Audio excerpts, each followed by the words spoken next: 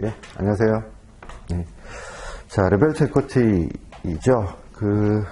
일단 제가 서머리 드린 거 2페이지에 목차가 있거든요. 그거 보고 전반적인 개관을 한번 설명을 드리겠습니다. 레벨 2에서 에쿼티는 한 15% 남짓 비중을 차지하고 있고요. 레벨 3가도 비슷한 비중입니다. 레벨 2에서의 비중은 살짝 빠졌고요. 레벨 3에서의 비중은 살짝 올라갔습니다. 최근 1, 2년 사이에요. 여전히 주요 과목이고요. 레벨 1, 2, 3를 포괄해서 어쨌든 자본시장이 중심이다라고 말할 수 있는 과목이니까요. 저랑은 아마 클래스로는 8번 만날 거고요. 시간으로는 27시간이 될 겁니다. 그래서 27시간 동안에 뭘 할 거냐면, 여기는 스터디 세션 8개 LOS를 이제 저하고 같이 할 거고요. LOS라고 이제 시험 범위를 주죠. 레벨은 다 이제 보고 오셨지만. 그래서 이 페이지 보시면, LOS 기준으로 설명드리면, LOS 24, 25, 요렇게 이제 한 묶음이고요. 26, 27, 요렇게가 한 묶음이고요. 그 다음에 28부터 31까지가 한 묶음입니다. 이렇게 8개의 LOS를 하게 되는데, 레벨 2 이제 다른 공부를 해보셨는지 모르지만, 레벨 2에서 핵심은 밸류에이션입니다. 밸류에이션은 무엇의 밸류에이션이냐 하면, 투자 대상 물, 프로덕트의 밸류에이션입니다. CFA에서는 에셋 클래스라는 표현을 사용하고요. 그래서 픽스 인컴, 우리가 하는 에쿼티, 얼터너티브 데리버티브, 이렇게 4개 과목의 비중이 이제 레벨 2에서는 가장 높게 되죠. 요 프로덕트들의 가치가 얼마냐 하는 것들이 레벨 2에서의 핵심입니다. 그래서 레벨 1보다 학문적으로, 이론적으로 조금 높은 지식 수준을 레벨 2가 요구하거든요. 그래서 레벨 2가 넘기 굉장히 힘든 깔때고기 같은 느낌입니다. 정상까지 가면 레벨 3 통과하기 위한 과정 중에 그게 다 밸류에이션이고요. 밸류에이션을 하려면 정확히 내용을 아셔야 밸류에이션이 가능하잖아요. 그래서 하나하나를 정확히 알아서 계산을 해내야 되기 때문에 그런 측면에서 좀 어려움이 있기는 합니다. 주식도 마찬가지로 밸류에이션이 핵심이 됩니다. 그래서 처음에 보면 LOS 24, 25는 서론입니다. 여기서 하는 거는 거기 서머리 보시다시피 첫 번째가 밸류에이션인데요. 어플리케이션 앤 프로세시스. 그래서 이제 개관이죠. 밸류에이션 하는 방법은 무엇이 있고 어떤 측면들을 좀 고려해야 되고 프로세스는 어떻게 진행이 되며 뭐 이런 등등등이요. 그래서 그런 것들을 한번 보고요. 그 다음에 볼 게 이제 리턴입니다. R이죠, R. 요구 수익률이라고 하는 것들. 이걸 별개로 배웁니다. 왜냐하면 우리가 밸류에이션 하는 방법, 레벨 1에서도 봤지만 크게 나누면 DCF, 미래 현금 흐름을 할인해오는 방법하고 상대 비교, 나랑 비슷한 피어들과 멀티플이라는 걸 사용해서 비교하는 방식이 있는데, DCF를 보면 미래 현금 흐름을 밀어놓고, 그러니까 추정을 해놓고 그걸 현재 가치로 당겨오는 작업을 합니다. 할인해온다고 하죠, 디스카운트. 그러면 할인율이 필요할 거예요. 그래서 그 할인율을 결정하는데 리턴에 관한 여러 가지 컨셉들을 하게 될 겁니다. 오늘은 아마 요 중간쯤 정도까지가 이제 오늘 해야 될 거고요. 26, 27이 또 하나로 묶이는데, 요건 이론적인 기본을 좀 이제 다지는 시간들입니다. 그래서 LOS 26은 보시면 인더스트리, 산업하고 컴퍼니에 대한 어널리시스입니다. 산업과 기업 분석. 근데 산업과 기업 분석하면 레벨 1에서는 이런 제목을 달고 뭘 했냐면, 마이클 포터 교수의 5포스 이런 거 했거든요. 근데 레벨 2에서는 그 부분들이 없진 않습니다. 작게 있는데, 그것보다는 포캐스팅, 미래의 재무제표를 추정하는 쪽에 초점이 가 있습니다. 그래서 결국 DCF 밸류에이션을 하려면 미래 캐시플로우를 추정해야 되는데, 캐시플로우는 그냥 그 자체로 존재하는 것이 아니라 미래의 재무제표를 추정하고, 추정한 재무제표로부터 현금 흐름을 발라내서 그걸 이제 할인해 오는 거거든요. 그러니까 재무제표 추정이 이제 먼저 필요해요. 그래서 추정하는 것들 중심으로 말씀을 드릴 거고요. 27번이, LOS 27이 레벨 1의 핵심이었던 디비던드 디스카운트 모델입니다. 그래서 배당을 할인해 오는 모양인데, 레벨 2에서도 물론 계산 문제로 언제든지 나올 수 있지만, 그것보다는 이론적인 배경을, 그러니까 베이스를 닦는 용도로 DDM을 활용합니다. 이제 아마 아시겠지만 실무적으로 DDM은 거의 쓰이지 않습니다. 다만 이론적으로 이 뒷단의 이론들을 확장해 나가는 데 있어서 중요한 개념들을 포함하고 있기 때문에 DDM을 좀 우리가 보고 있고요. 여기서부터 여기까지가 이제 밸류에이션의 이제 핵심이죠. 그래서 28이 프리캐시플로우 메소드, 그러니까 가장 가장 중요한 부분이고요. 가장 많이 쓰이는 부분이고 거의 대부분 이걸로 한다고 보시면 됩니다. 레벨 2에서도 이 문제셋은 거의 무조건 있다고 보시면 돼요. 얘는 반드시 좀 잘 알아야 하는 부분이고요. 공식도 여러 가지를 좀 딸딸 외우셔야 하는 부분입니다. 기계적으로 풀 수 있게끔 하시면서도 이론적인 배경이 확실히 좀 들어가 있어야 하는 부분이고요. 실무로 나가서도 가장 많이 쓰이기 때문에 잘 알아두시면 당연히 도움이 되는 부분입니다. 자, 29번은 마켓 베이스드라고 되어 있는데 이게 그 렐러티브 밸류에이션 PER이니 PBR이니 아니 멀티플에 대한 이야기들을 우리가 여기서 이제 할 거고요. 30번은 최근에 이제 많이 쓰이는 방법인데요. 리저드 인컴 밸류에이션입니다. 그러니까 자녀 이익 모델 이렇게 부르나요? 그런데 조금 밸류에이션의 안정성이 있기 때문에 최근에 좀 많이 이제 쓰임새가 좀 넓어지고 있는 모델이기는 하고요. 이것도 그 DCF의 한 종류로 우리가 이제 볼 겁니다. 31번에서는 프라이빗 컴퍼니 비상장 회사를 보는데요. 비상장 회사는 어떻게 밸류에이션 할 거냐 하는 것들. 요새 비상장 투자들 많이 하니까 이것들도 좀 방문은 알아두시면 좋겠죠. 그리고 어쨌든 시험 목적으로는 레벨 2는 밸류에이션이 핵심이다라고 말씀드렸고요. 밸류에이션은 DDM부터가 밸류에이션이죠. 여기까지가 이제 상장사라면 얘는 이제 비상장사 이렇게 둔 거고요. 이 중에서 가장 중요한 건 프리캐시 플로우지만 레벨은 겪어보셨잖아요. 다 나옵니다. 다 나오니까 보셔야 되지만 결국은 밸류에이션을 해내는 쪽에 집중하시는 게 아무래도 효율이 좋겠죠. 그러면 이제 여기서 이건 이론적인 베이스라고 치고 프리캐시 플로우, 마켓 베이스, 리저드 인컴 이쪽이 핵심입니다. 프라이빗은 양이 많아요. 공부량 양은 많은데 이 앞에서 했었던 기본적인 상장사 기준으로의 밸류에이션에서 이름만 좀 바뀌든지 아니면은 그러니까 논리는 그대로 있다는 겁니다. 이름만 좀 바뀌든지 개념만 좀 상장과 비상장이기 때문에 차이점들이 있거든요. 그 차이점에서 유발되는 그런 부분들만 좀 캐치하시면 상대적으로 쉽게 어프로치는 가능하고요. 그래서 이렇게 8개 LOS를 가지고 우리가 주식을 밸류에이션하는 방법을 배울 겁니다.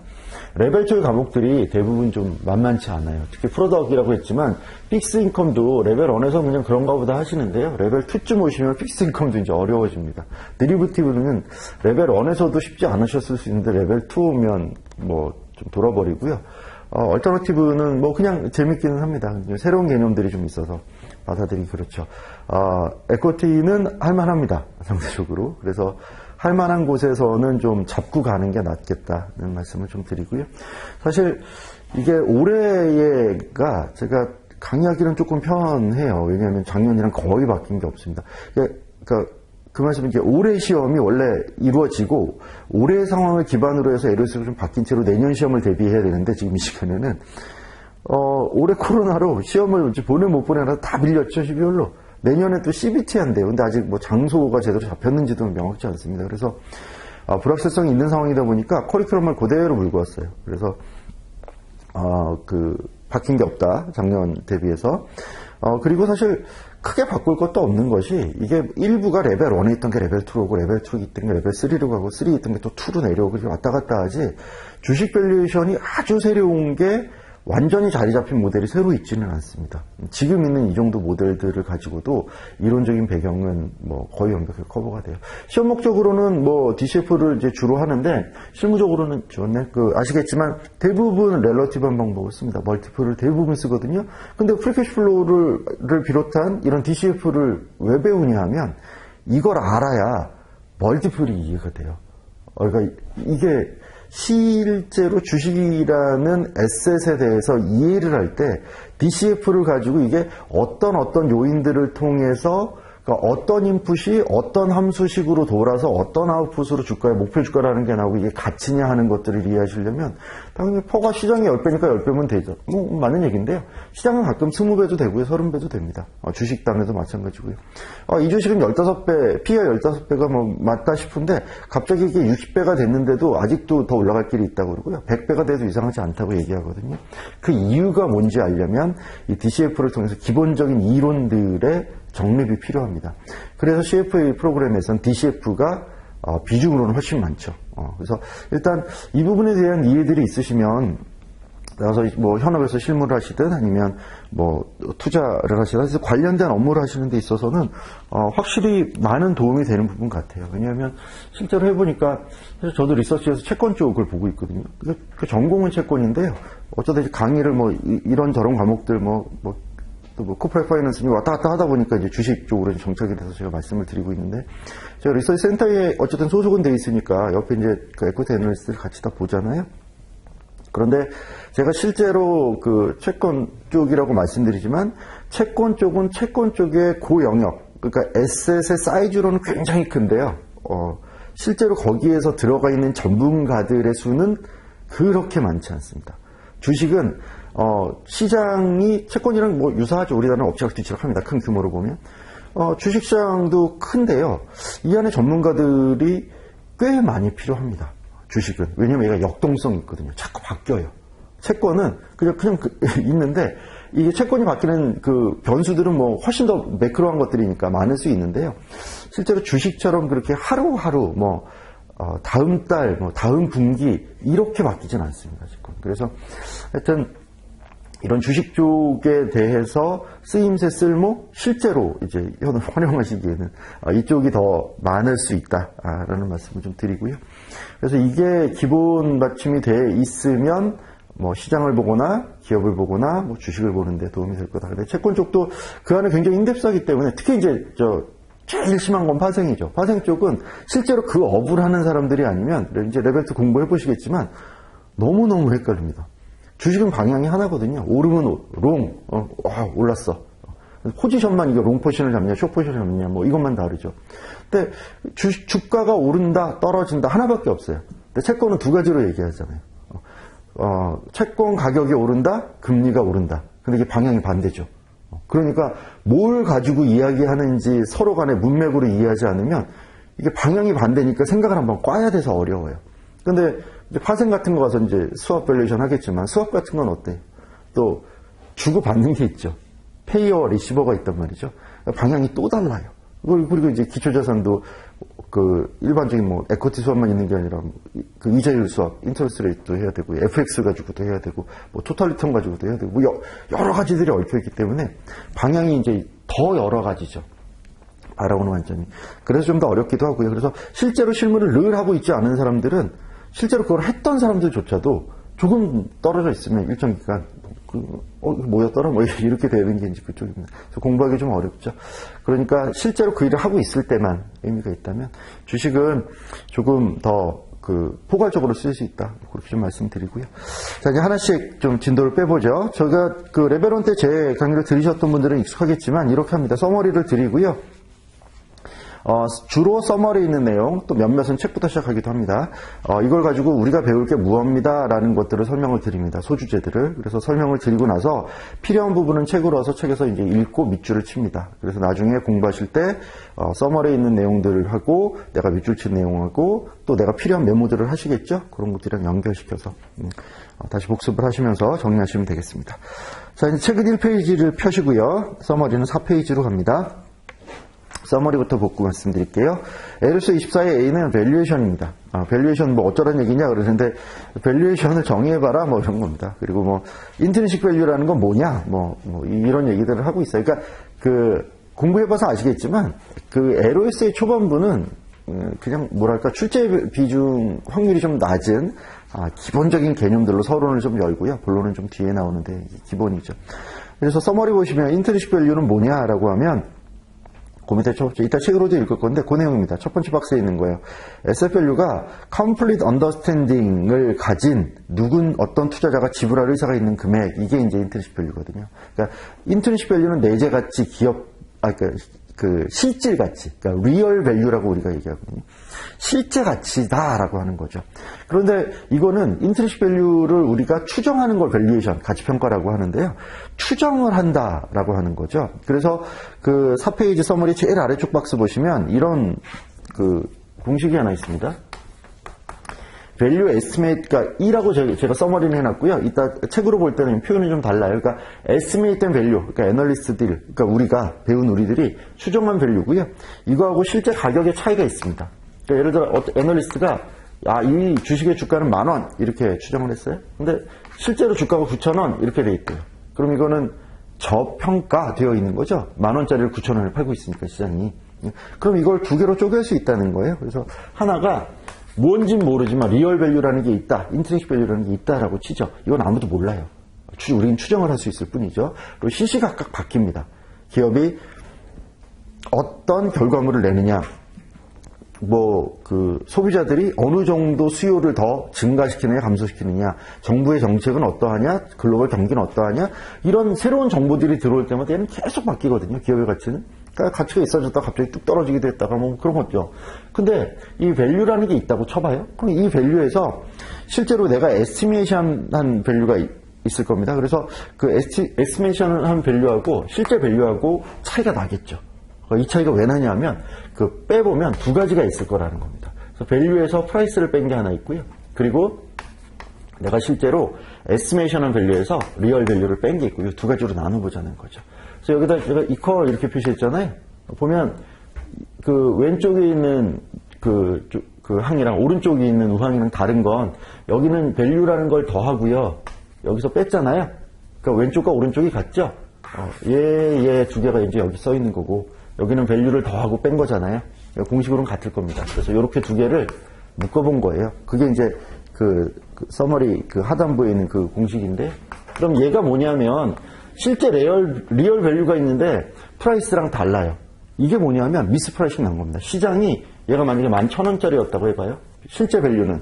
그런데 시장이 9,000원밖에 안 하고 있는 거잖아요. 여기. 그럼 여기 있는 2,000원 차이가 뭐냐 그러면 시장이 잘못 생각한 거예요. 미스프라이싱 돼 있는 겁니다. 그러면 여기서 2,000원이 차이가 났고, 그러면 추정한 밸류랑 실제 밸류랑은요. 추정한 건 10,000원이고 실제는 11,000원이었잖아요. 그래서 10,000원에서 11,000원을 빼면 얘는 마이너스 1,000원이고요. 얘는 플러스 2,000원의 미스프라이싱이 있었습니다. 그래서 이 두 개가 합해서 이 둘의 차이인 1,000원의 차이가 나온 거예요. 그렇다는 거죠. 그래서 우리가 하는 건 그냥 추정이다. 그리고 이렇게 쪼개볼 수도 있다. 그 정도로 보시면 되겠습니다. 책으로 오면 1페이지요. 에르스 24의 A번 바로 밑에 줄 보시면요. 읽어볼게요. Valuation is the process of determining the value of an asset. 그러니까 에셋의 가치를 결정하는 프로세스. 이게 valuation이고요. 두 번째 패러그래프요. 첫 번째 줄 중간에 보시면 볼드체로 intrinsic value라고 되어 있죠. 읽어볼게요. We are referring to the valuation of an asset or security by someone who has complete understanding of the characteristics of the asset or issuing firm. 그 에셋의 모든 특징을 완벽하게 이해하고 있는 누군가가 지불할 의사가 있는 금액. 이게 그냥 관념적인 얘기죠. 이게 이제 내재 가치다. 넘겨보세요. 이 페이지 가시면, 첫 번째 패러그래프 두 번째 줄 중간 뒤에 괄호 안에 actual mispricing이라는 단어가 있고요. 거기 네 번째 쭉 중간 앞에 valuation error라고 또 괄호 안에 있잖아요. 그게 그 아래 보시면, 인트리식 밸류의 애널리스트라고 되어 있는 부분이 제가 VE 에스티메이션이라고 한 거예요. 요거하고 가격의 차이는 그 오른쪽에 이제 괄호 두 개가 있는데 왼쪽에 있는 괄호 액츄얼 밸류, 그러니까 리얼 밸류, 인트리식 밸류하고 가격의 차이, 이게 액츄얼 미스프라이싱이라고 두 번째 줄에 가로친 그거하고 실제 미스프라이싱하고 그 오른쪽에 애널리스트가 추정한 에스티메이션 밸류 빼기 실제 리얼 밸류, 인트리식 밸류, 요 차이, 요거는 에스티메이션 에러, 즉 밸류에이션 에러죠. 그 두 개로 구성되어 있다는 겁니다. 그러려니 하세요. 자, 두 번째는 서머리 5페이지에 가시면요.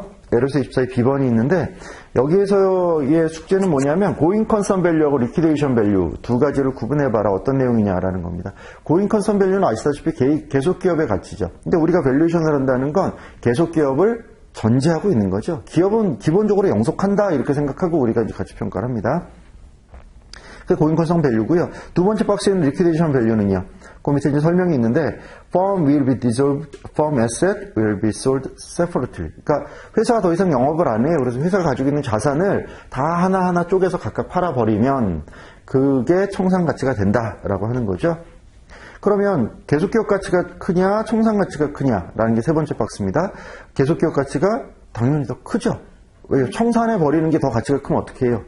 경제적으로. 실제로는 좀 어려울 수 있지만, 기업이라는 것도 이제 유기체니까. 그렇지만, 경제적으로 보면 청산해버리면 되는 거잖아요.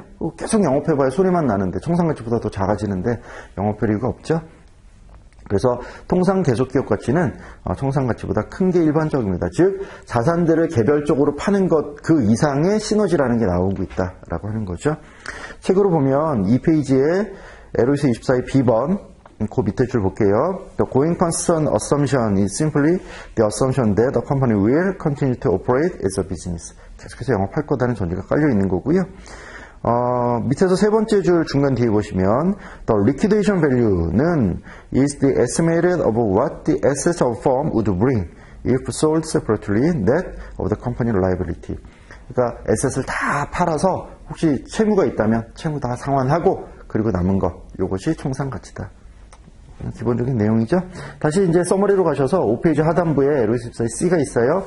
여기서의 그 숙제는 페어 마켓 밸류 우리가 흔히 아는 시장 가치하고 인베스트먼트 밸류 투자 가치라고 하는 거하고 구분을 해봐라 라고 하는 겁니다. 페어 마켓 밸류는 그 박스 보시면 well informed, willing, buyer and seller라고 되어 있는데요.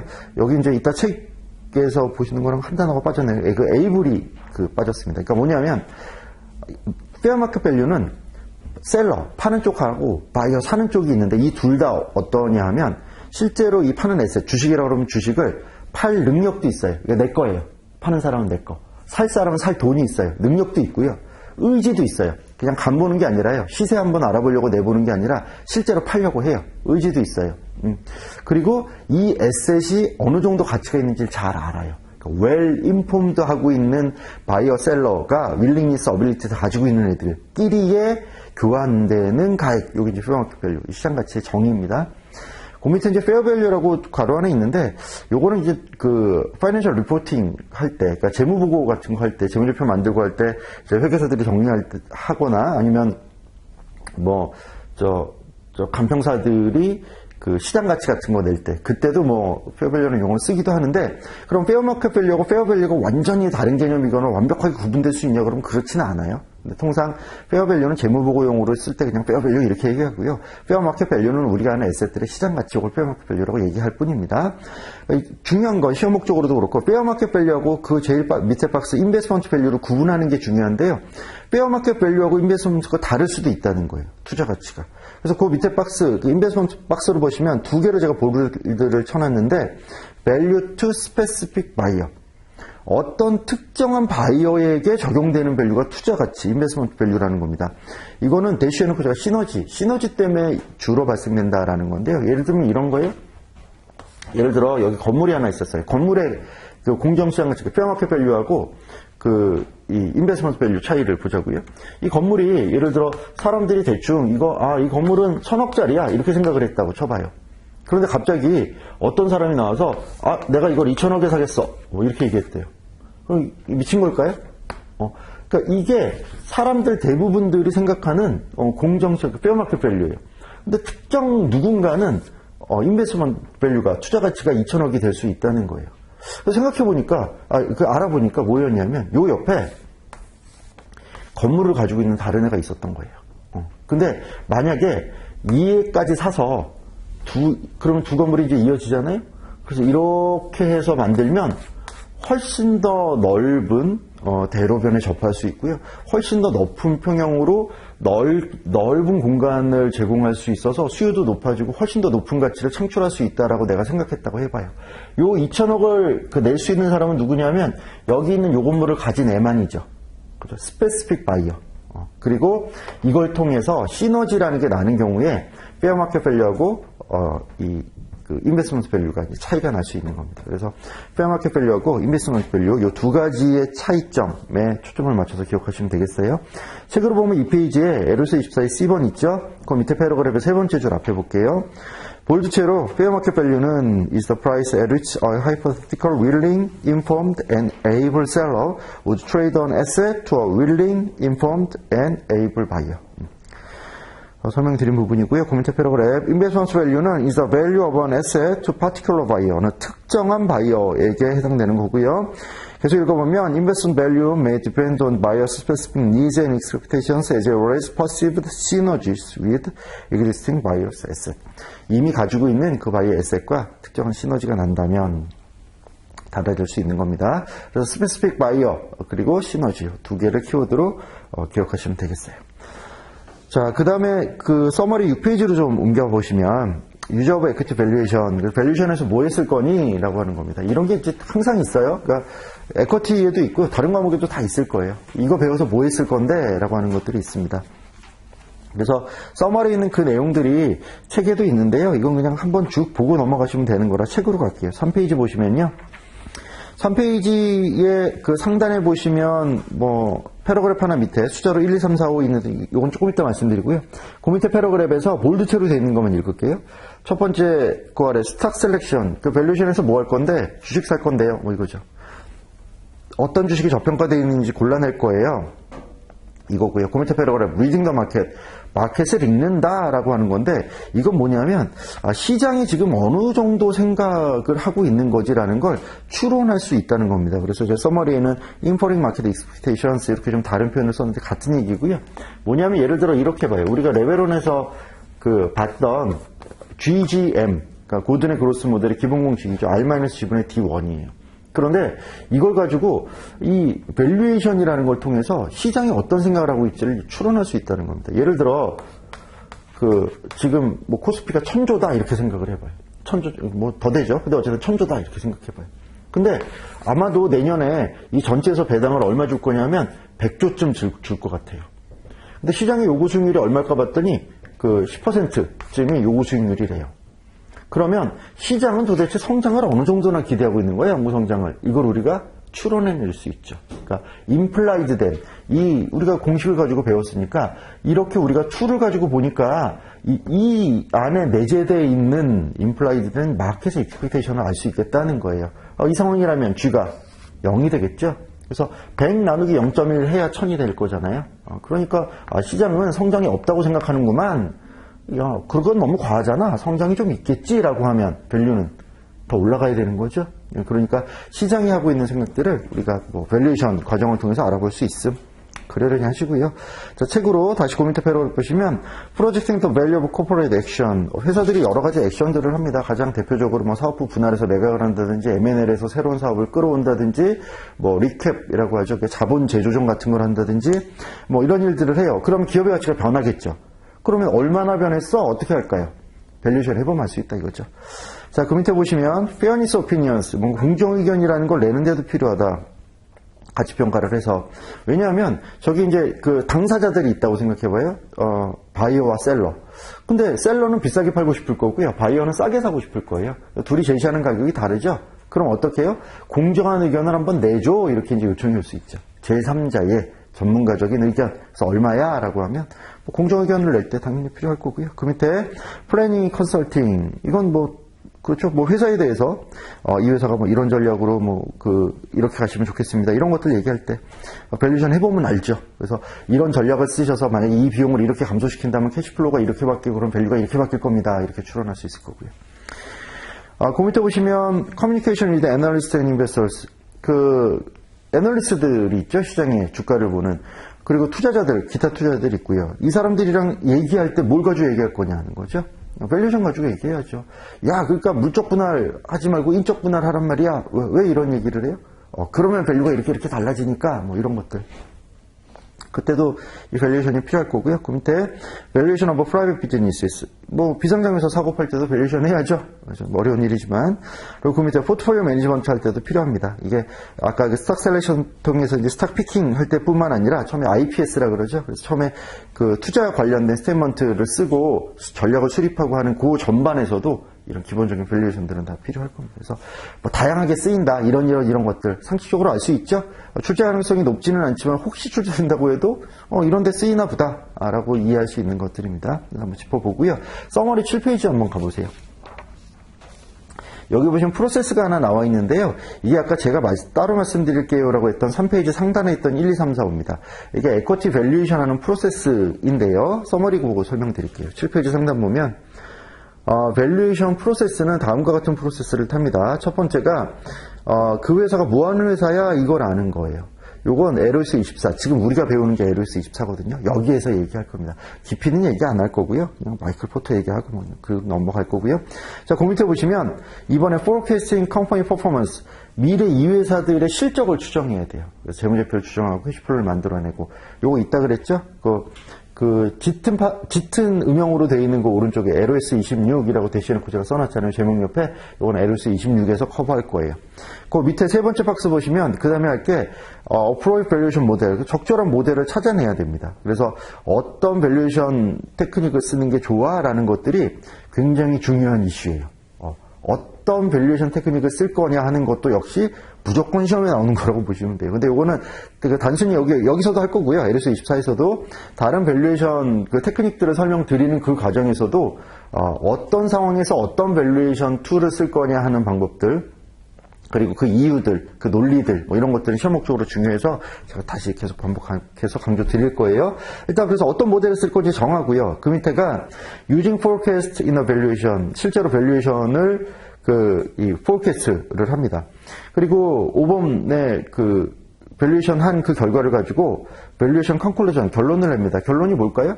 밸류에이션 해봤더니 10,000원이네, 시장에선 9,000원이, 저평가구나, 또는 밸류에이션 해봤더니 10,000원인데 시장에서 15,000원 하네, 비싸구나, 고평가구나, 뭐 이런 것들 가지고 투자해서 결정을 하게 되겠죠. 그게 이제 마지막 단계고요. 그러려면 실제로 밸류에이션을 돌려봐야 되니까 그건 LOS 27에서 31까지 아까 말씀드린 프리캐시플로우니, 리저랭컴이니, 마켓 베이스드니 이런 모델들을 가지고 이제 할 겁니다. 이게 프로세스다라고 하는 거예요. 이거 뭐 다음 프로세스는 뭐냐 이런 문제가 허접하게 나올 것 같지는 않지만 일단 뭐 상식적으로 이렇다 이 정도 이제 이해하시고요. 서머리 다시 가서 볼게요. 8페이지 가서 보시면요. 아래 LOS 24의 2번 서론 부분은 빨리빨리 가죠. 이게 이제 인더스트리 어널리시스 이렇게 써놓고요. 그 아래 레벨 1 때 이제 했었던 포터의 5포스를 그려놨습니다. 5가지의 힘들이 작용하더라고 하는 거죠. 그래서 라이벌리, 산업 안에서의 경쟁 강도 굉장히 중요한 팩터였고요. 신규 진입자의 위협, 뉴 엔트런트라는 게 있었고요. 이 2가지가 사실 핵심적이었죠. 그 다음에 이제 몇 가지 더 있었죠. 대체제의 위협 있었고요. 바이어의 바게닝 파워, 교섭력이 있었고, 서플라이어의 교섭력이 있었고요. 그래서 이렇게 5가지 힘들이 이 산업 안에서 경쟁 강도를 결정짓는다. 그 경쟁에 따라 프라이싱 파워가 달라지고, 프라이싱 파워가 달라지면 내가 가격을 측정해서 마진이 높아지니까 ROIC가 높아지고 그럼 산업의 매력도가 높아지고 이런 말씀을 드렸던 그 5포스 여기 있어요. 그래서 이건 다시 맞아 이런 걸 가지고 산업을 한번 분석할 필요가 있지. 요 정도 아시면 되고요. 요 얘기는 여기서 한번 이렇게 간단하게 나오고는 서머리, 포터의 컴패리티브 어드밴티지 해놓고 화살표 쳐놓고 제가 LOS 26에 GH 이렇게 써놨죠. LOS 26이 뭐냐면 추정하는 거거든요. 재무제표 추정할 때 내년 매출이 크게 증가할 건지 작게 증가할 건지 상대적으로 다른 산업이나 다른 기업에 비해서 뭘 보고 알 수 있냐면 이런 거 봐야 된다는 거죠. 경쟁 강도는 어떠하냐, 얘가 바게닝 파워는 뭐가 달라졌냐 이런 걸 알아야 추정을 제대로 할 수 있을 거잖아요. 그래서 거기서 살짝 다시 나와요. 레버넌에서 했던 거에 거의 반복이기 때문에 그냥 저도 읽고만 거기 가서도 갈 거긴 한데 일단 그 정도로 연결되어 있다 보시고요. 그래서 서머리 8페이지에 오른쪽 보시면 전략이 나와 있습니다.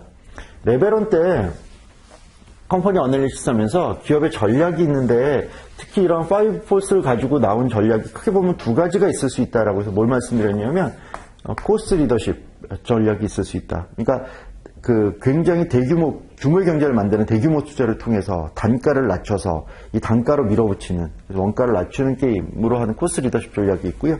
그리고 디퍼런시에이션, 차별화하는 전략이 있다. 그 2가지 전략을 말씀드렸잖아요. 근데 레벨 2에서는 거기다 이제 하나, 그러니까 좀 좁게 분류하면 하나, 크게 분류하면 2개가 더 있습니다. 그게 서머리 오른쪽에 있는 거예요. 요거는 시장 전체를 하나로 그냥 본 거고요. 좀 좁혀서 보는 방법이 있다는 겁니다. 그러니까 코스트 리더십, 그러니까 포커스라는 전략이 있는데요. 코스트 리더십 포커스가 있고, 포커스가 디퍼런시에이션 포커스가 있다는 거예요. 그래서 포커스를 하나로 보면 하나, 둘, 3가지의 전략이 있는 거고요. 요걸 요렇게 이제 2x2로 쪼개면 제가 서머리에 있는 것처럼 4가지 방법이 있다라고 볼 수 있는 거죠. 이 포커스는 뭐냐면 이따 책으로도 이제 읽고 가겠지만 좀 좁게 영역을 선택하는 겁니다.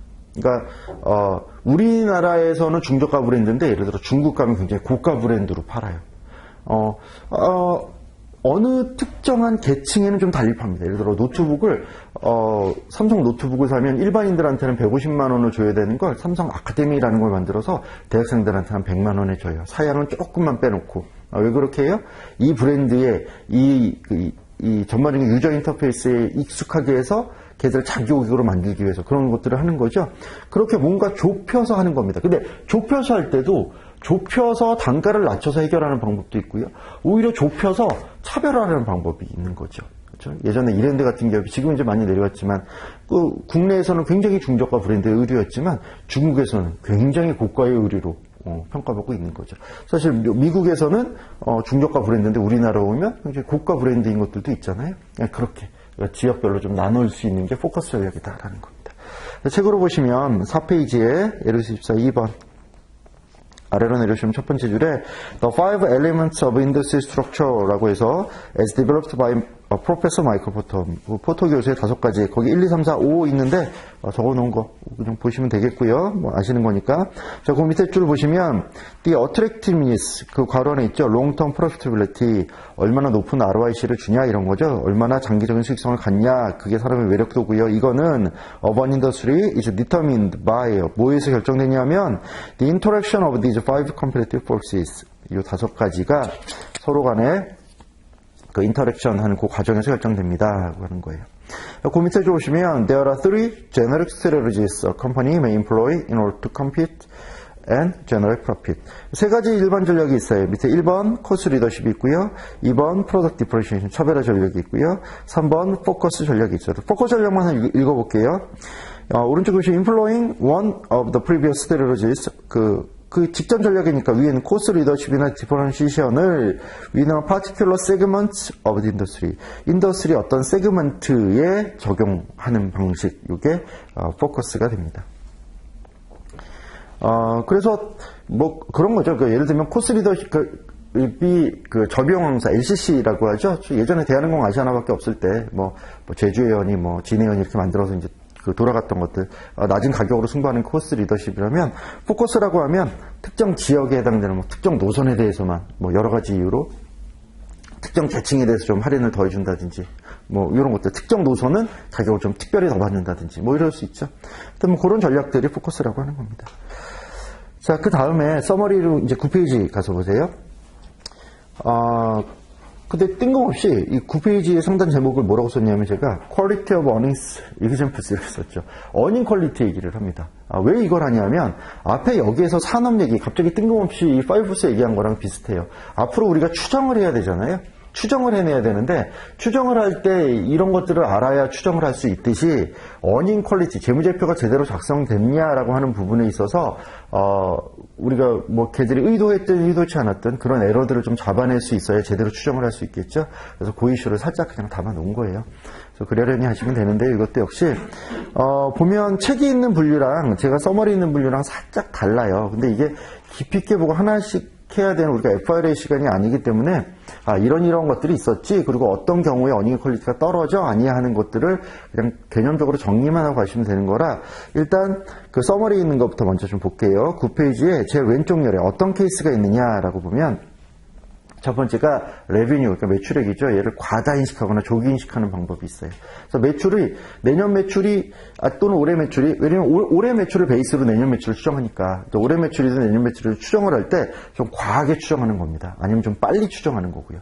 매출이 완전히 발생되지도 않았는데 뭐 미리 인식하는 거죠. 뭐 예를 들면 선적해서 배가 떠나서 그 도착지, 예를 들어 미국으로 수출하는 기업이면 미국에 도착해야 매출이 나오는 건데 내가 배에 실어 보내면서 12월 30일이 됐어요. 그럼 매출로 잡아버리는 거죠. 올해 매출이 급하면 뭐 이런 것들, 그런 것들이 있는지 보라는 거고요.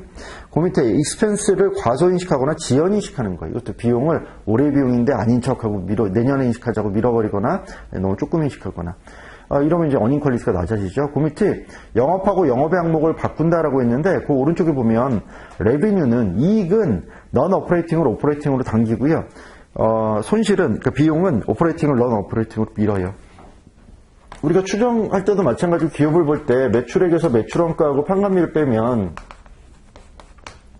이게 뭐 좀 해외 쪽은 여기 감가상각비를 뭐 별도로 빼긴 하지만 그럼 이제 EBIT이 나오죠. 그리고 EB 밑에 넌 오퍼레이팅 항목들 다 빼고 텍스까지 빼면 넷인컴이 나오잖아요. 그렇죠? 근데 넷인컴은 여기서 여기까지의 비영업 항목들의 영향을 받죠. 이건 비영업이니까 통상 경상적이고 반복되지 않죠. 그러니까 중요하지 않다고 생각하죠. 사람들이 뭐가 중요하다고 봐요? 오퍼레이팅 프로핏을 중요하다고 보잖아요. 그렇죠? 그러니까 어떤 이유가 있겠어요? 아, 여기 비용이 사실 영업 비용인데 영업의 비용으로 밀어요. 그럼 영업이익이 증가하겠죠. 그렇죠?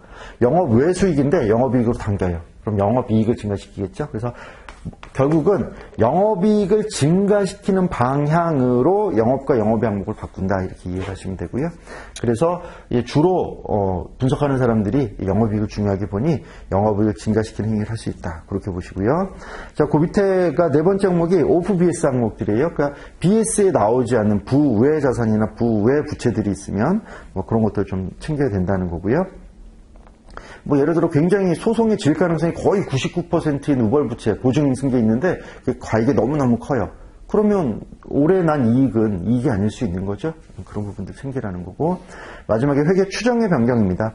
회계 추정하면 뭐 대표적으로 감가상각 방법 뭐 이런 것들 할 때 뭐 내용 연수 이런 거 바꿀 수 있겠죠. 그런 것들을 바꿔서 이익을 혹시 조정했는지, 그렇죠? 상식적인 선에서 보다 합리적인 정보를 제공하기 위한 조정은 얼마든지 있을 수 있으나 혹시 머니플레이션 없냐 하는 거죠. 회계 조작 같은 거 발라와라 하는 거예요. 자, 책으로 보면 5페이지에 위에서 세 번째 패러그래프 보시면 인생 각 패러그래프에 이탈릭체로 누워있는 것만 좀 읽을 건데요. 그 세 번째 패러그래프 보시면 Accelerating or Premature Recognition of Income. 인컴을 과대 인식하거나 아니면 조기 인식하는 거. 그 밑에 패러그래프 보시면 Reclassifying Gains and Non-Operating Income. 그래서 일회성이나 비영업이익을 영업이익으로 바꿔서 분류하는 거. 자, 그 밑에 패러그래프 보시면 Expense Recognition and Losses. 비용을 과소인식하거나 영업비용을 비영업비용으로 분류해내는 거. 뭐 그런 것들이 거기에 설명이 있어요. 자, 그 밑에 패러그래프 보시면 Amortization, Depreciation and Discount Rate 이렇게 했는데 그 Amortization, Depreciation이 이제 감가상각 얘기하는 거죠. 그래서 감가상각 방법을 정액법 쓰다가 정률법으로 바꾸면 무조건 바꾼 해에 감가상각비는 증가하죠. 그렇죠. 뭐 그렇게 되면 당년도 이익을 좀 줄이거나 뭐 늘리거나 할 수 있겠죠. 그리고 여기 이제 디스카운트 레이시 있는데 이건 왜 있냐면 혹시 FRA 하셨어요? 레벨 2? 안 하셨어요? 회계. 하다 보면 레벨 1도 훨씬 재밌어요. 그리고 이제 쓰임새도 좀 있고. 근데 어려워요. 대표적으로 이제 펜션 회계 같은 것들이거든요. 저걸 내가 왜 하고 있지 싶은데 새로운 개념도 좀 오고 좀 어렵습니다. 근데 펜션 회계, 그러니까 연금 회계를 얘기하는 거거든요. 그러니까 퇴직연금 같은 거. 근데 그 연금 회계를 할 때 통상 그런 방법을 씁니다. 이 사람들이 지금 있는 직원들이 있잖아요. 그럼 미래 어느 순간에 퇴직을 할 거잖아요.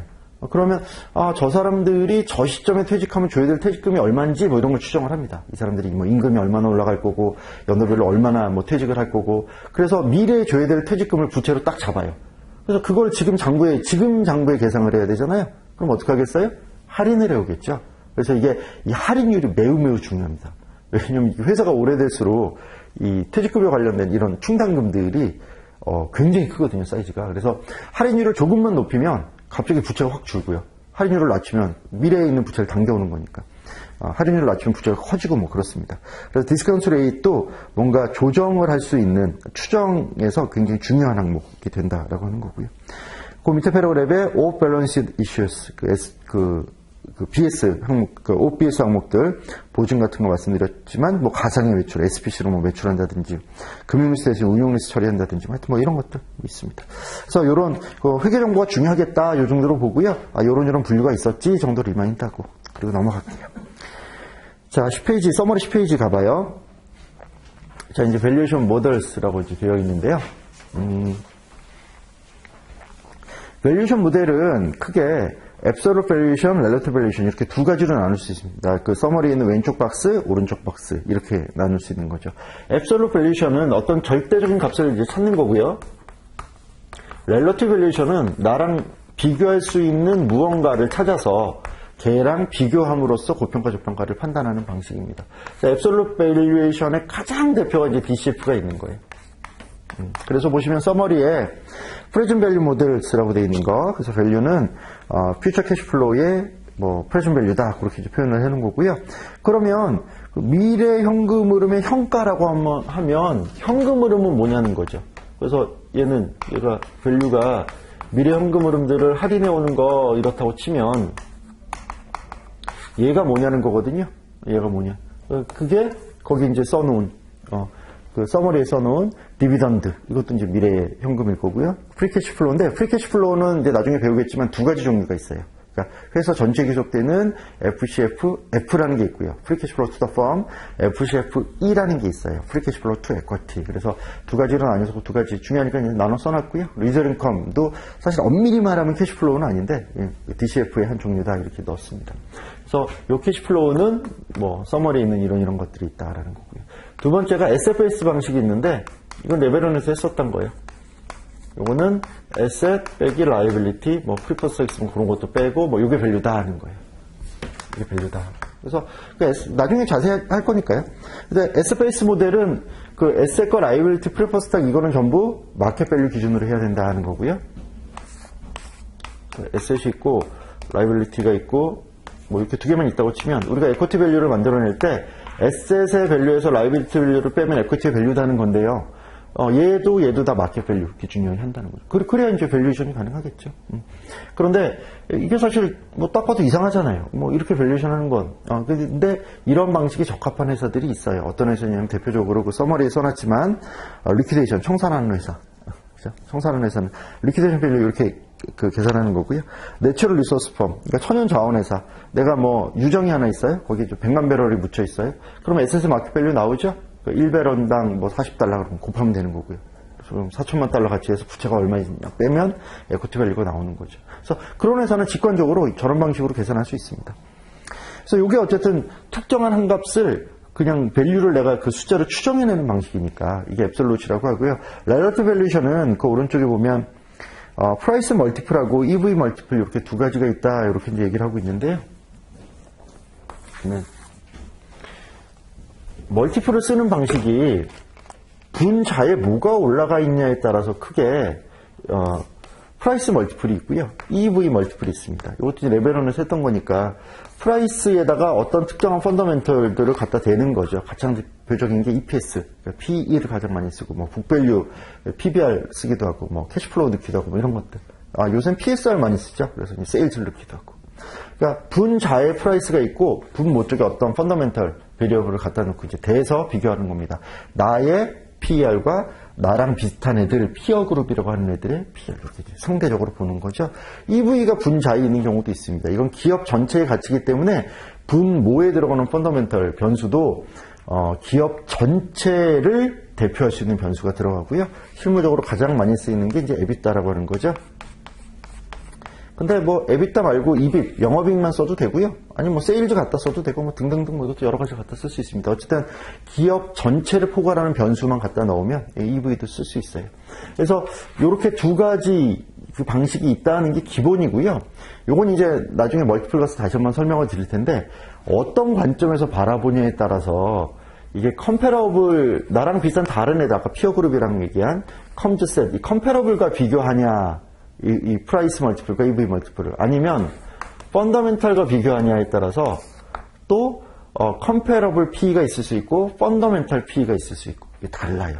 그래서 이것도 바라보는 관점으로도 두 가지 관점이 있습니다. 분모에 뭐가 있냐에 따라서도 또 이걸 어떤 관점으로 바라보냐에 따라서도 이게 레벨론에서 맛만 본 게 있었어요. 저스파이드 PE라고 했었던 거 기억나시나요? 그래서 뭐 R-G분의 뭐 1- 그러니까 페이아웃 뭐 이렇게 해서 계산했던 거. 그래서 요거 계산할 때 이제 나중에 다시 할 거니까. 그래서 얘는 뭐냐면 P라고 썼지만 사실 justified P니까 이게 value거든요. 그래서 정확히 얘기하면 value to EPS 이걸 의미하는 건데요. 나중에 가서 자세히 다시 할게요. 그래서 어쨌든 지금은 바라보는 관점도 두 개가 있는 거구나. 그냥 그 정도만 그냥 듣고 가세요. 그때 가서 다시 새로 할 거니까. 이렇게 볼 수 있습니다. 그래서 그 밸류에이션 모델들은 크게 나누면 앱솔루트, 렐러티브. 그래서 앱솔루트 방식에는 DCF 방식이 있고 SF 베이스 방식이 있고 그 DCF 방식 안에 캐시플로우는 여러 가지들이 있을 수 있고 렐러티브 밸류에이션도 분자에 프라이스가 들어가냐 EV가 들어가냐에 따라서 멀티플 종류가 나뉘고 그것도 나랑 비슷한 다른 애들 피어 그룹과 비교하냐 아니면 나 자신의 밸류와 비교하냐에 따라 또 다를 수 있고 나중에 다시 가서 볼게요. 시간이 됐으니까 일단 여기서 끊고요. 10분 쉬었다가 이어서 계속 하겠습니다.